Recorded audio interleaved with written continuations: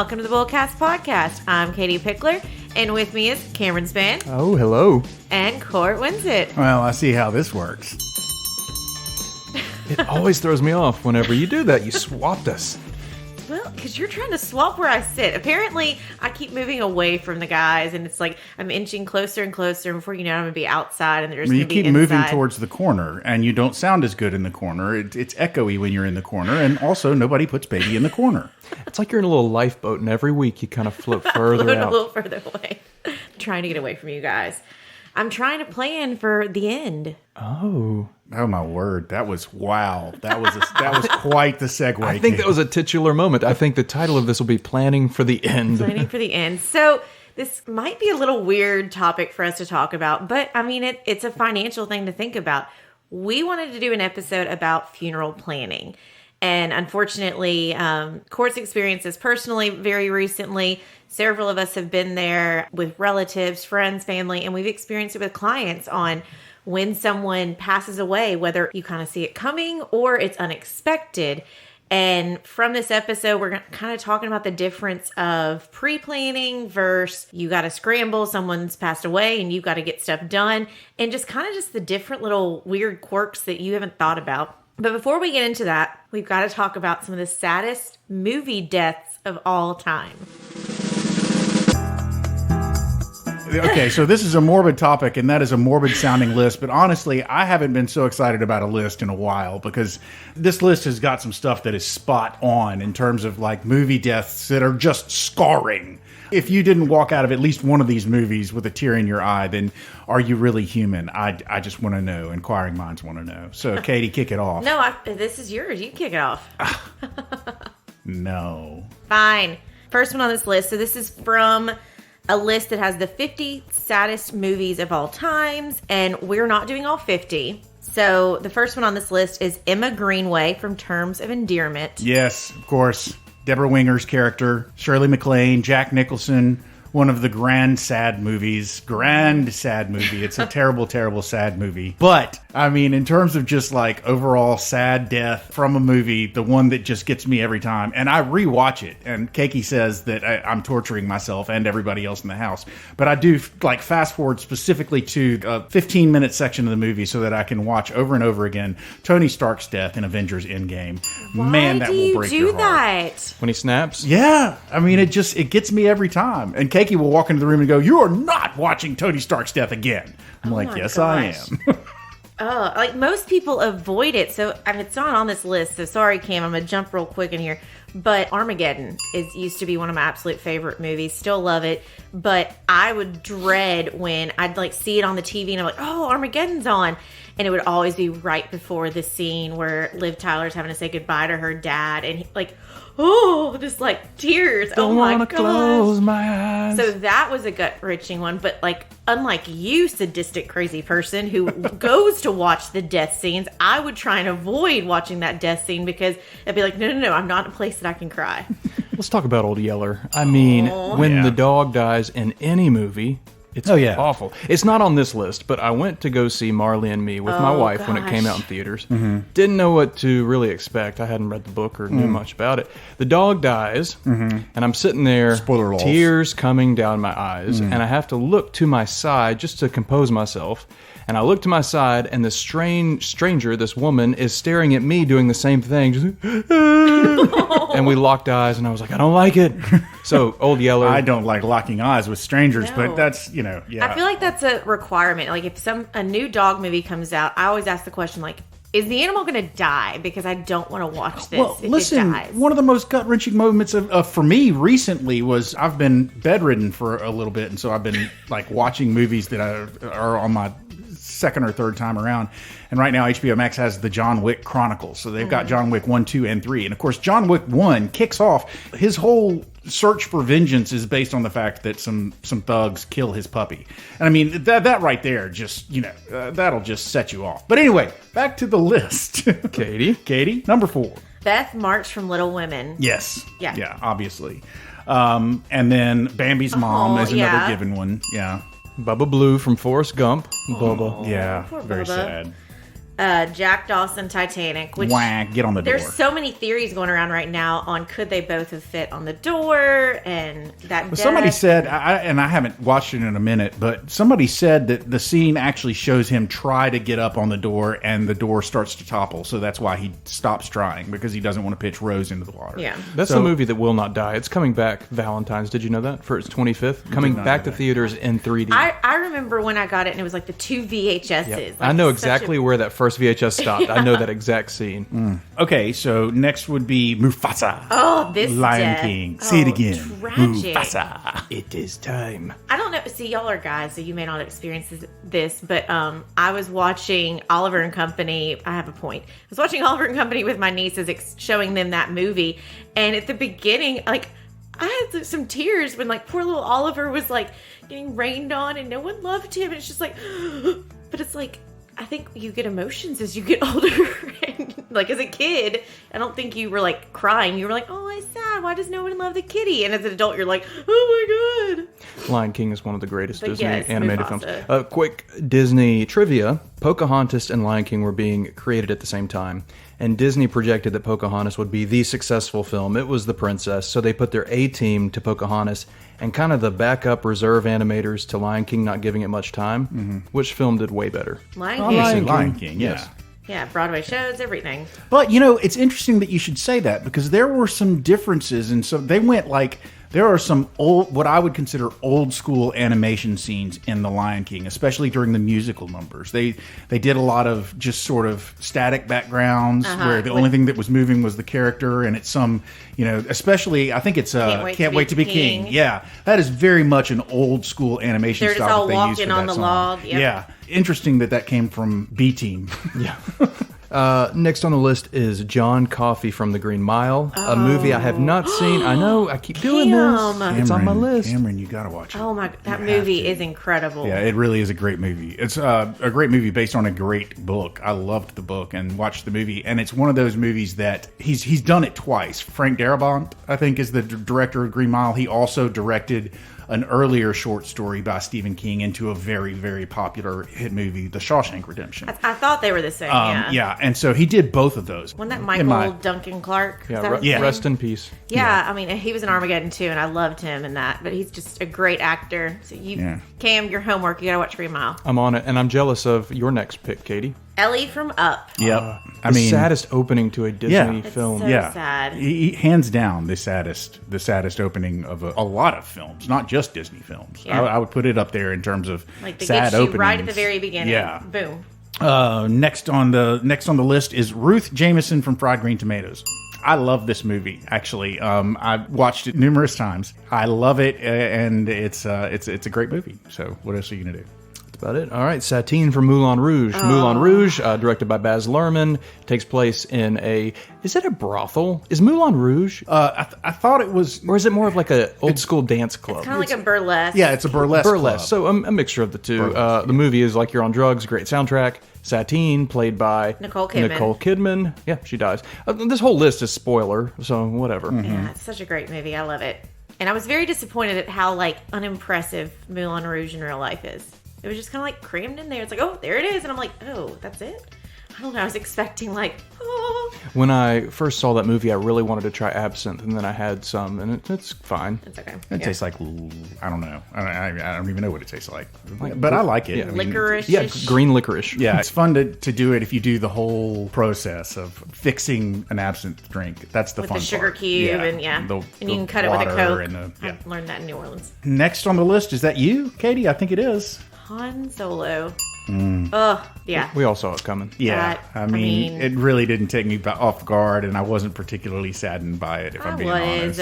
His son Kylo betrayed him, so put a mad. saber through his abdomen. So mad. This next one, it kind of demarcates the line where I kind of stopped following Pixar movies because my kids were all grown. So this is probably one of the last Pixar movies that I really watched, but it was later on, and so I'm not real familiar with it. But it's Bing Bong from Inside Out.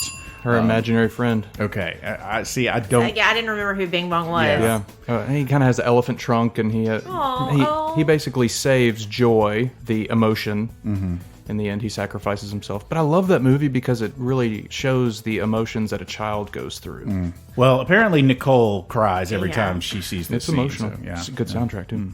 And last on the list is Fantine from Les Mis. And I'm going to object to this one. I mean, if you're going to pick one death in Les Mis that makes you sad, I'm going to go with Eponine every single time. And you know where I stand on Les Mis. I don't like Les Mis. I don't really care about last death. You're also not allowed in this studio. Yeah.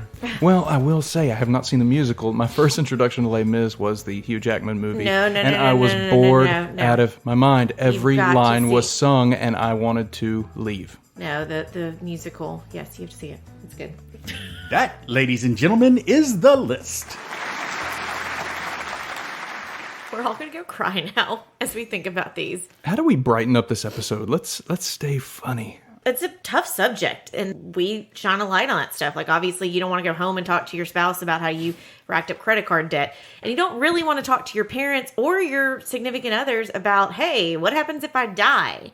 Or, you know, kind of the planning of, hey, would you ever give me a part of your kidney or lung or something like that? Like, people don't like talking about that, but it's kind of facing the reality because we do all have a time of death. And, you know, when I do financial planning for people, it's like, it'd be great if you tell me the day that you're going to die, because I could make sure you spend your last dollar on that day. But we don't know that. And so that's where, you know, I'll put somebody living to 90 or 100, depending on their longevity on their side. But part of planning and part of what you got to look at, and Court, you know, I'm hoping you'll chime in on some of this, is funeral expenses are expensive. Yes, I can chime in on that. Funeral expenses are, in fact, expensive.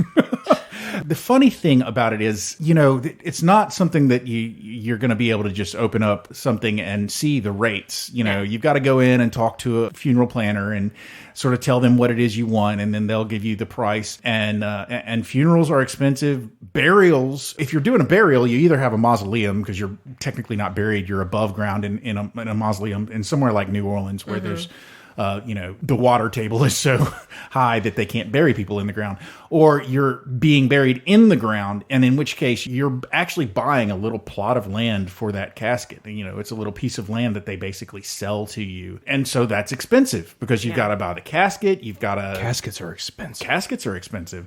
You've got to have the place to actually be buried. It's a little less expensive to be cremated, but not by as much as you would expect. I mean, you don't save as much money as I thought you would save by going the cremation route, but it does probably cut the expense. Basic funeral package with a burial versus your basic funeral package with the cremation, I think is maybe not quite cuts the expense in half, but it does lower it pretty significantly. A little off topic, but the first time in my adulthood where I was kind of introduced to the morbidity of thinking ahead to my death was when I first started working here and I signed my will with our attorney. I was like, oh, this is weird. Like, what if I'm on a ventilator? Do I want the plug pulled? All that stuff. And yeah.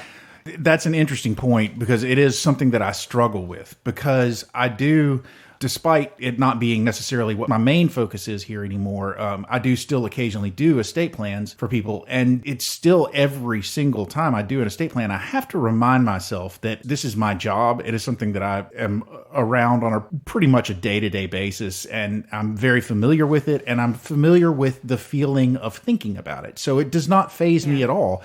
And when you get like that, you can sometimes have conversations with people that come across to them as very blunt and sort of non-caring unless you try to be sensitive about it. You know, if I'm meeting with somebody, let's say I'm meeting with an octogenarian, a person who is in their 80s. I'm like, what is that?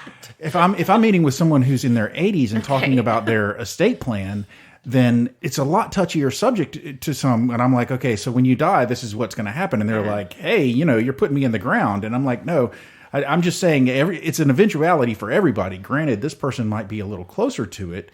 And so I have to sort of change the way I talk to somebody about it when they could be at death's door. I've talked to people who were terminal, who had some sort of terminal diagnosis and were getting all their affairs in order. And they're usually pretty frank about it. They're ready to talk about it because they've sort of faced that mortality. They've accepted it, and they've decided that they need to do a plan.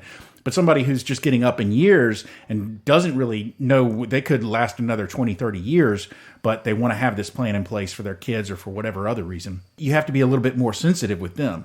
Young people, they don't really generally like the idea of confronting the possibility that they're going to die someday? Because most young people prefer to think that they're never going to die. Oh, no. The plans I've done recently for younger people, I'll be like, oh, and I have you passing away at 90. I'm not going to make it to 90. Well, I've had a ton of people say that recently. Like, oh, I'll probably make it to 65. I'll make it to 70. Yeah. I'll make it to 75. Because they don't want to be like the older generation that's just hanging but on. But also, you have so much time left, and you're tired, and you're in your 20s or your 30s, and you're like, oh my gosh, I can't imagine another 80 years of this. It's just exhausting. And so you think to yourself, well, 60, 65, I'm comfortable with that being the age. I'll see the end. I used to do that. I used to be all about like 65, man. And now you're wanting to go now to 100. I'm getting closer to 65, and I'm like, oh no, we need to make this last a little longer. I know we've got to get into the meat of the show, but I'd be remiss if I didn't pose this question because I think about it a lot, and I want to know your opinion. If you were given the opportunity to know the exact day you were going to die, would you want to know that? Absolutely. Katie? Yeah, I think so.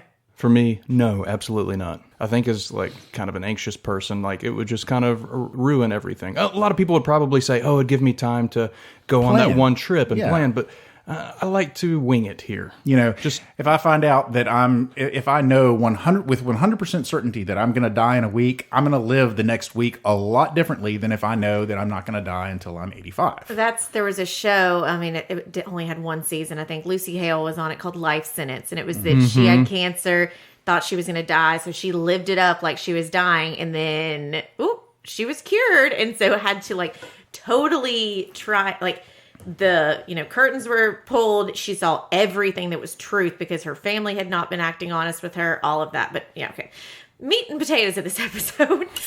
I do kind of one more comment on how we talk to people about death is in kind of tongue-in-cheek when I'm doing a financial plan with somebody.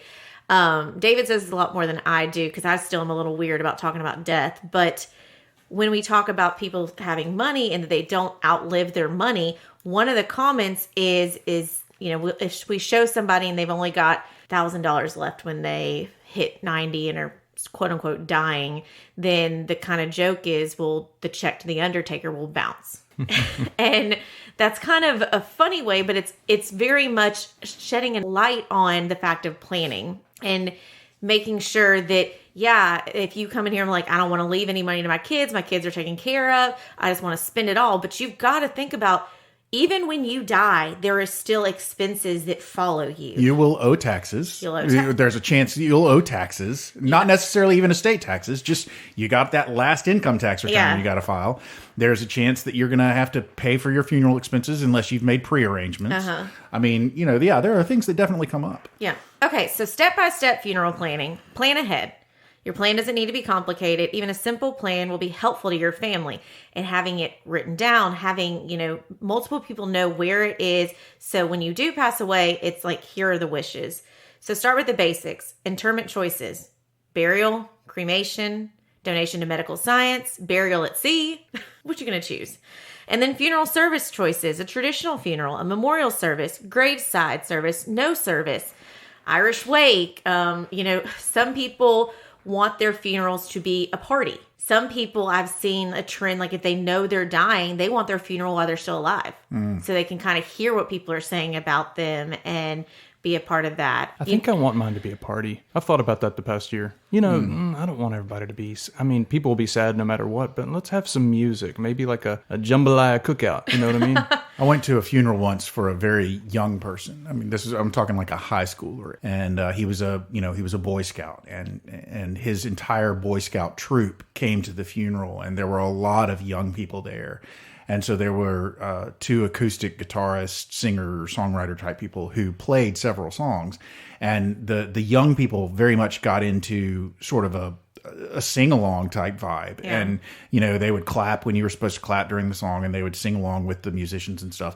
As positive as a funeral can be, it was one of the more positive. It was a sad funeral because the person who had passed was so young. But I walked out of that going like, wow, that was a good ceremony. That was a good way to send this person off. So, yeah, I kind of tend to agree with you. It should be a reflection on who you are as a person and what you would want. And so, like, when my grandfather passed away, away, it was a party. Like, we made margarita especial, which was a drink that he had created with his wife. So like, we made that and everyone just came over and socialized and shared memories. I've now changed what I want my funeral to be, because if you want it to be a reflection of me, then I want it to be like this really, really awkward social situation where everybody shows up and nobody really wants to be there, and everybody just sort of quietly leaves without letting people know that they're leaving. Oh, so they ninja. Until the place is empty. Everybody's a ninja.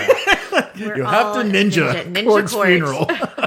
Oh, Lordy. We're being playful with this, but it's one of those, find out what... if you're planning it, if your parents are planning it, kind of make sure it shows their personality. I love the funerals this sounds weird. I love the funerals where someone's like, wear red because it was their favorite color, or wear, turquoise or something. So you're not having to wear let me pull a black dress out, I'm going to a funeral. Play the songs that you want to play, even if they're kind of weird to be played at a funeral. Yeah, I think black Tequila makes your clothes fall off. Looking at you, Court. I think black is kind of phasing out for funerals. I went to my first boss, his funeral a few months ago, and I wore the standard black suit and black tie, and I was the only person there with a suit or in black.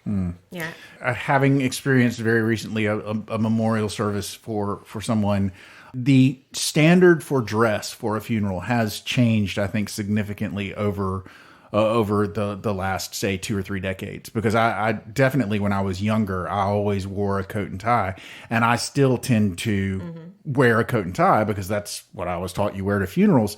But nowadays, people definitely can come a lot more casually dressed than they used to, I think. Well, it goes with different religions. Sure. I mean, I've gone to a couple of Catholic ones recently, and I'm not Catholic.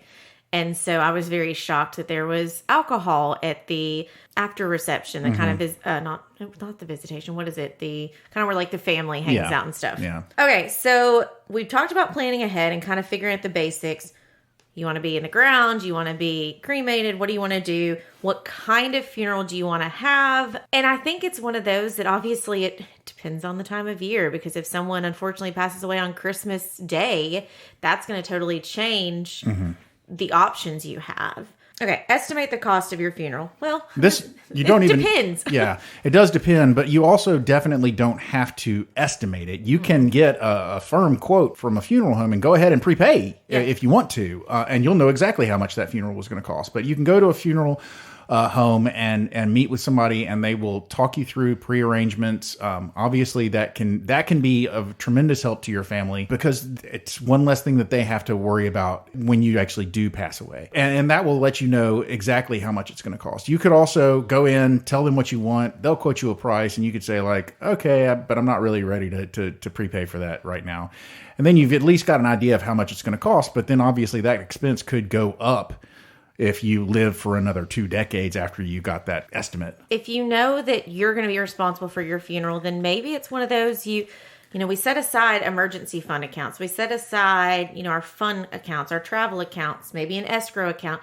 Maybe there's I don't know. I don't funeral account. I don't know. It's kind of weird. I'm not sure I'd want to I wouldn't say like today, Court, you need to set that up. But if you were... if you've been given 3 to 5 years to live, then maybe... if you were in your 90s, let's say that. If you're in your 90s, then maybe...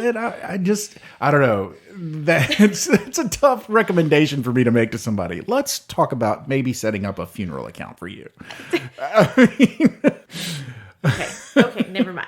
Make financial arrangements to pay for your funeral. Figure out if you will leave behind enough money to cover the funeral costs and other final expenses. That's kind of the comment I said about the check to the undertaker will bounce. And it's where you need to make sure, obviously we don't have a crystal ball. We don't know what's going to happen. And when we plan, it is something that we've got to plan for worst case scenarios. And so, if you know that you've got to leave money for your kids to take care of what needs to be done, then make sure you've got that money budgeted. I hope I'm in a place where I can leave money behind to cover it and not leave that on my family. That would be sad. Or you can start pre-planning and prepay for your funeral, which is weird to me. Like I vividly remember as a child, the funeral guy like coming to our, and maybe I've made this up, I don't know, but the funeral guy coming to our house and like hearing my parents talking about like their plots and paying for it. And I like was not supposed to be listening, and I'm like hiding around the corner, and I just got really upset because like, why are y'all gonna die? Like, what is this? So that's traumatic for a kid to think about that. Yeah. And this is kind of getting into the weeds, but in today's tech-savvy world, especially if you're younger or you die in a tragedy, GoFundMe. That usually really covers the cost of funeral. Yeah. I see that every day on Facebook. You know, somebody died in a car accident, they were younger, maybe not financially sound, and all this money is raised to cover the funeral. Okay, next on the list is organize and document your key personal information. One of the things that you don't necessarily think about is the funeral director of the funeral home, or the priest or the preacher or whoever is talking, whoever is giving a eulogy. They're going to want to know those specific facts about you, but also it helps for, you know, they've got to make sure that somebody has your social security number so that they can notify Social Security that you've passed away so that your benefits can stop, and make sure that you've got all of that together. Also, you think about details in terms of like, for instance, I'm obsessed with my family tree. I would love to be certain that whatever work I've done on my genealogy and on my family tree is passed along when I'm gone. So make sure you have all of that information gathered together. I know of people that have even gone so far as to write their own obituary. I've considered writing my eulogy, but really, because of my sense of humor, it would only work if I had a particular person read it.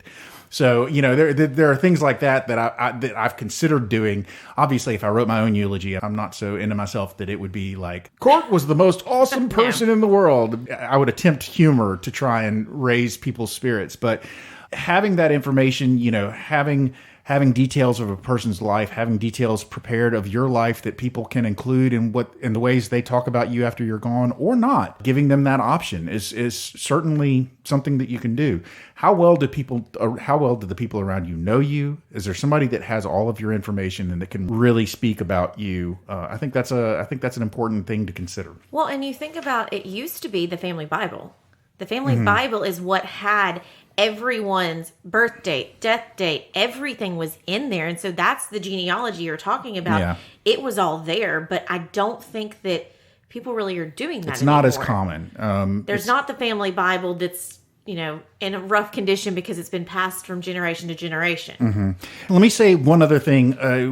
Before we move on to post-funeral reception and plans that need to be made for that, let me talk about one thing that I know I think about a lot, but I'm not sure everybody does. And it can end up resulting in some very comical decisions being made if you don't specify very explicitly what songs you want played at your funeral.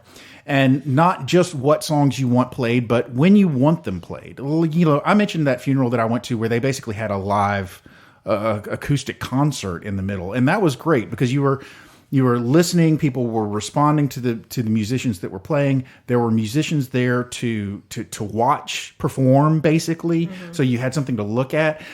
I personally have always felt very awkward when I go to a funeral service that they play music in the middle and nobody's talking, nobody's doing anything. There's just this song playing over the speakers, and you're just supposed to sit there and listen. So I've always wanted to either not have music played in the middle of my funeral for no reason other than for everybody to sit there awkwardly, or if there is going to be music playing, then it's playing while a slideshow is shown or something like that, you know. But if you have preferences about songs you want to be played and how you want them to be presented, then make sure you make those choices known to people around you as well. Next on the list is the planning for the post-funeral reception. And the interesting thing about this is one of the things that sort of made us decide that we were going to do this topic for an episode was with the funeral that I recently was sort of tangentially involved in. I didn't do the planning. It all fell to somebody else. But with that particular funeral, what we came to find out was they really just wanted a room where they could hold the service, and a funeral announcement and the death certificates was really all that they really needed to get done. Somebody to handle the cremation arrangements, so forth. But they weren't really thinking about reception. They weren't really thinking about a massive wake beforehand, or a visitation, or a viewing, whatever you want to call it. They had very limited things that they needed to do. But as it turned out, a lot of funeral homes have moved to packages where they will provide you with the room for this amount of time where people can come and visit prior to the actual funeral service. And then they will provide you with the room for this amount of time for the actual funeral service. They will prepare if you're going to have an open casket viewing and you're going to be buried, then they will prepare that part of the option. They will make preparations for the hearse to carry the coffin to the grave. And if you want a graveside service, they can even coordinate that. That's one package. And then there will be another package that's like the most basic package where it's just the room for this amount of time to have a basic visitation, and then the funeral, and then a reception. And that's another, they provide food so that and they'll even provide an area where you can have the food set up so that you can have a reception afterwards. And what we came to find out is much like a lot of other businesses out there that bundle things together and will give you a cheaper price if you purchase the bundle than they will give you if you purchase everything a la carte. It's cheaper to buy the bundle at a funeral home, including the reception part of the package, than it is to just, if you just like, I just want this room for visitation and then for a funeral service, I don't need the reception. They're like, well, okay, we can give that to you, but it'll actually end up costing you more than if you just buy this bundle. So that's at least they told you that, and it wasn't like okay, yeah, sure, and then it's like, oh, well, crap. Yeah, no, unless you go to an unscrupulous funeral home, they have their scruples. They don't want to be ever accused. I assume the professionals don't ever want to be accused of taking advantage of people who are in mourning. So, I think that would be a really quick way to get a bad name for yourself. So, yeah, they have scruples, and they definitely are going to communicate with you, but it's just interesting to think about the fact that a lot of people do, your basic stages of funeral and mourning, the most basic. I'm not getting into all the details, but visitation, funeral, and then reception afterwards. Mm-hmm. Those are the three basic stages. So let's play this out that if you prepaid, you've got your plot, you've got your casket picked, you've got everything picked, but there's going to be things that still have to be determined. Like, what food are we going to have? Maybe which pictures, like things like that unless you had somebody really OCD that has put every single thing down on what song they want to play, everything. If you've got family that's involved with this, it can cause some drama. Mm-hmm. And it can cause some financial strain on that, because then if it turns into, oh, well, mom forgot to pick the casket or something like that, but did everything else, then it's like, well, who's paying for that? And so that's why it's important to kind of have these conversations, make sure that it's the wishes. I know when my granny passed away, it was like, no, she wrote this down. This was her wishes. This is what she wanted, so that nobody could say, oh, well, that's not what she would want. No, she wrote it down. This is in her handwriting. This is what she would want. I mean, it's with everything. You got to plan it out, or else you got to be prepared that it could be chaotic. It could be expensive, because obviously it's not something you can be like, oh, well, we'll just wait a couple months and we'll just save up and then we'll do it. No, this is a body. Like you've got to be very time sensitive, and you can't, in most cases, you can't have someone pass away in December and then do a funeral in March. That's true, but keep in mind also that, I'm not trying to argue with you. I'm certainly not trying to mansplain to you. You like to argue with me. Mansplain. But, a lot of things have changed because of COVID, and I'm not sure that a lot of these things are going to change back.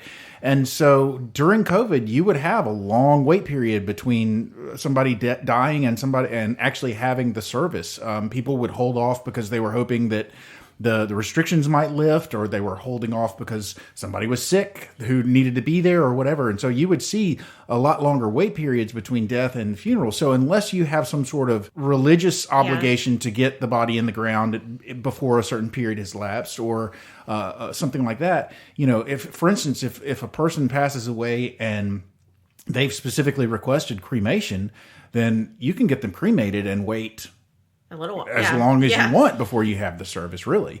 And, maybe they wanted to be cremated and have their ashes scattered in Ireland. Well, obviously, that's going to take a while to plan. But even if you were going to have a burial, once the embalming has taken place and they have storage facilities, you may have to pay for a storage. Maybe an added expense. There might be that expense, but you could probably even put it off, even if you're talking about not cremation but a burial, you could still probably put it off for a little while. So maybe something good came out of COVID, that showed people there is a little bit more flexibility. And so if you're wanting to wait for someone to get home from deployment, or if I had a situation with my husband's uncle, he passed away and his daughter was pregnant, about to deliver.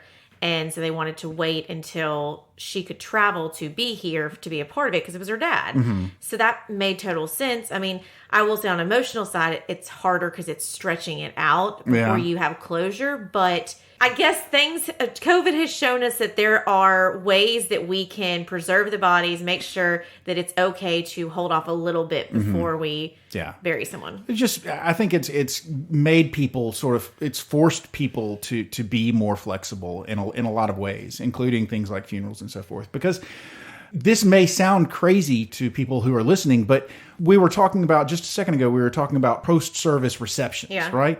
Well, if you're going to have the reception at the funeral home, then that's different than if you're going to have the reception at your house or have the reception. Maybe you're going to have like a reception at a big, maybe this is a major person who's passed away and there will be 1,000 people who want to attend the reception and you're going to have to rent something.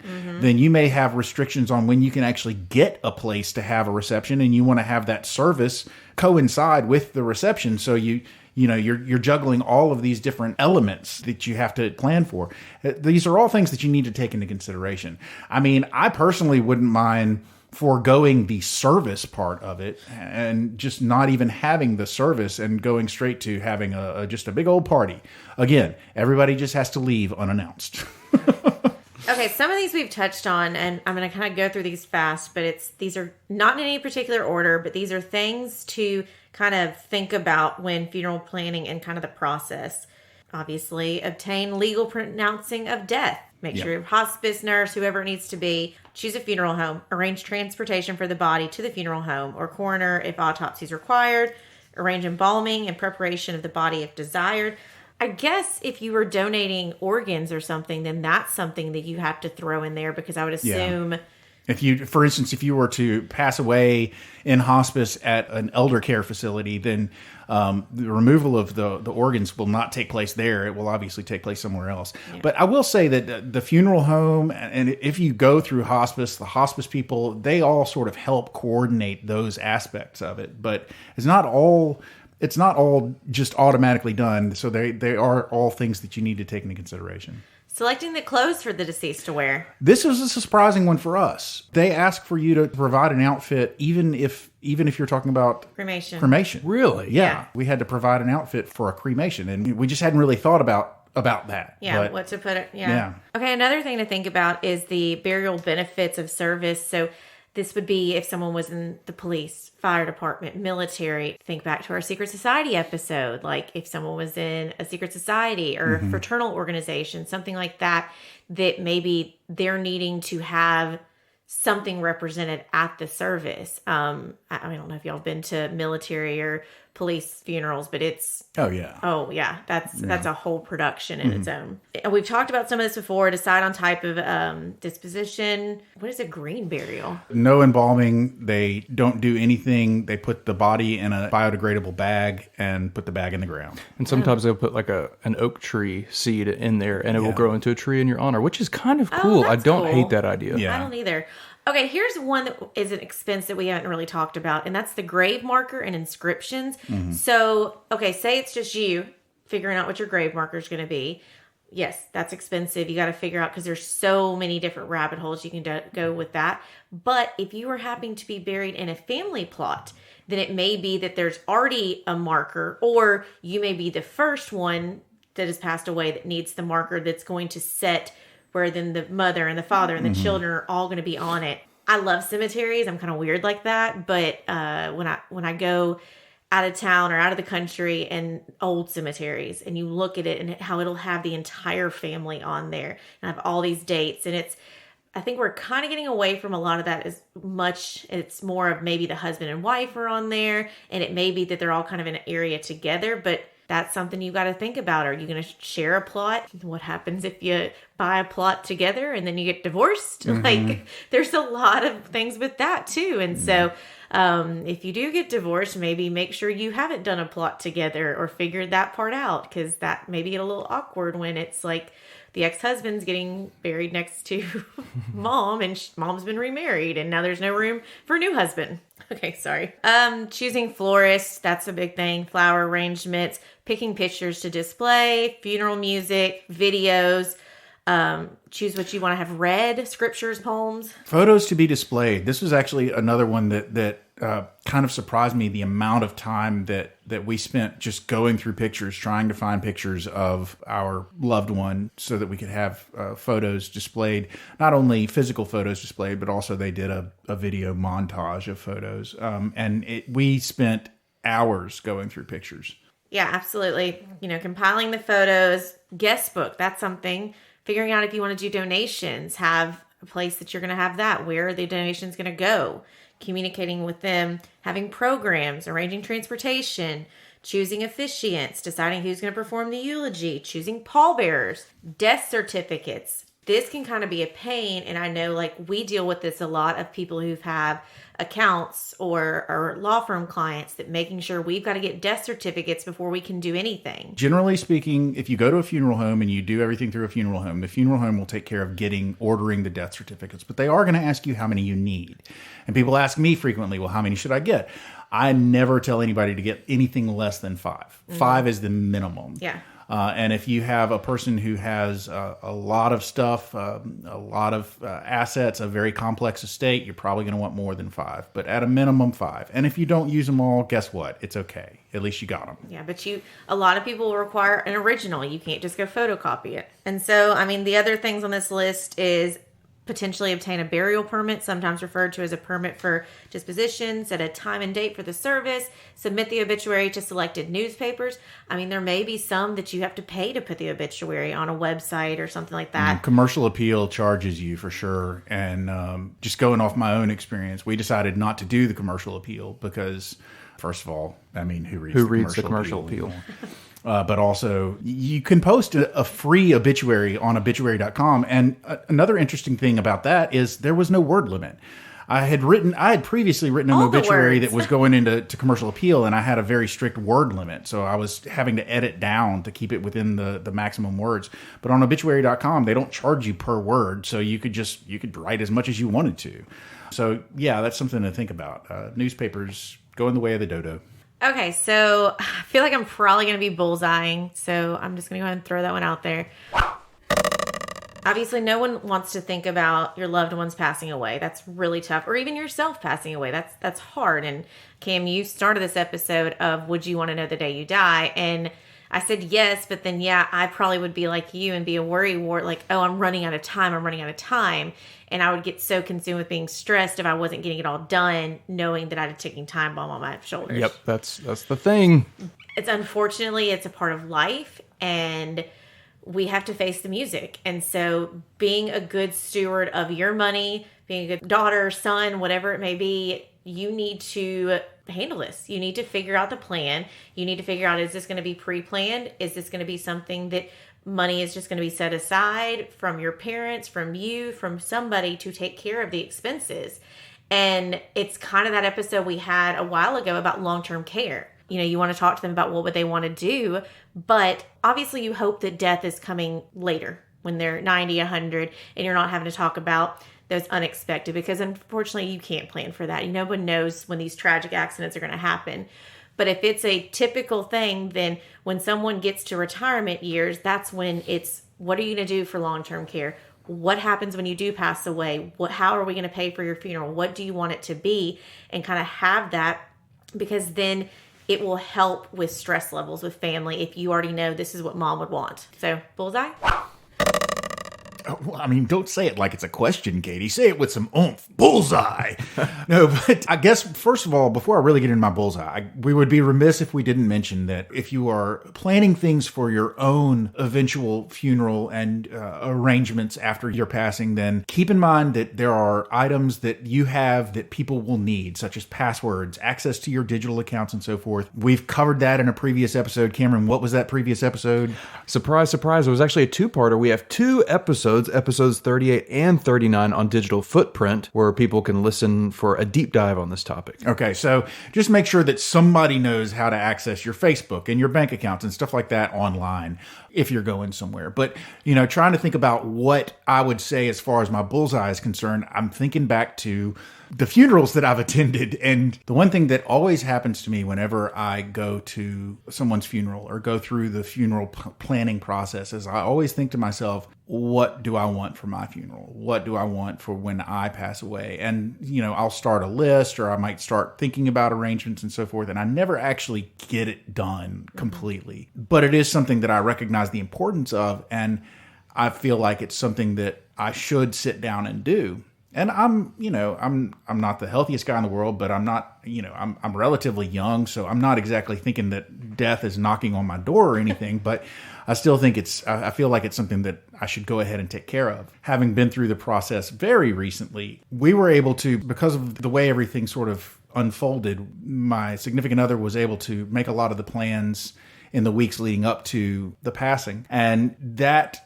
maybe took some of the pressure off of her, because she was able to go ahead and get some of it taken care of and get it done without having to frantically rush around after the death and get it all done at once. So, if you have a loved one whose health is deteriorating, you can go ahead and start making arrangements if they haven't already. And if they can still communicate with you, then as morbid as it might be and as little as you might want to talk to them about it, if death is imminent, it might be a conversation you want to have, or at least ask them, hey, have you made any arrangements? Where is that paperwork? Where are those instructions? What do you want me to do? Something. Because if you're left without any idea of what the person wants, then that, I think, would probably be the most stressful situation to be in. Flipping that around, if you're the person whose death is imminent and you're able to let people know, then it's okay to talk to them about it. It will take a lot of pressure off of them if you do talk to them about it and let them know what it is you want and how it is you want things. They may not want to discuss it. They may want to be positive and say, don't think like that. You're going to make it. But if you know that your death is imminent and you can communicate with them, then it's better to go ahead and communicate with them and let them know what you want. So I guess that's my bullseye this time. My bullseye is simple. I want all of my friends and family at my funeral. I want my 4 sisters to sing a song. I want the gospel preached. And I want a jambalaya festival afterwards. Bullseye. Well. Oh, ladies and gentlemen, there's the closing bell. You've made it to the end of yet another episode of the BullCast podcast. If you liked what you heard and you'd like to hear more, please feel free to go to your favorite subscription service and sign up to have our podcast beamed directly to your listening device every single Thursday at noon. If you'd like to find out more about Katie or Cameron or me, please feel free to go to our website. At that website, you can drop a suggestion for a topic you want to hear us talk about, or you can volunteer to be a guest on our show. We're always looking for those. That website is bullcastpodcast.com. We also have a Twitter handle at BullCast Podcast and an Instagram handle. See those lovely pics of us. That's at BullCast Podcast as well. We have a Facebook page, the BullCast Podcast. And also, if you would like to find out more about where we work, which is Pickler Wealth Advisors, if you'd like to find out more about what we actually do for a living, find out about our team, our amazing team, and find out about our boss, David Pickler, please feel free to go to our website. That is picklerwealthadvisors.com. That's advisors with an O. Not an E. Ladies and gentlemen, we have given you plenty of information for this day. So for now, I'm Court. I'm Katie. I'm Cam.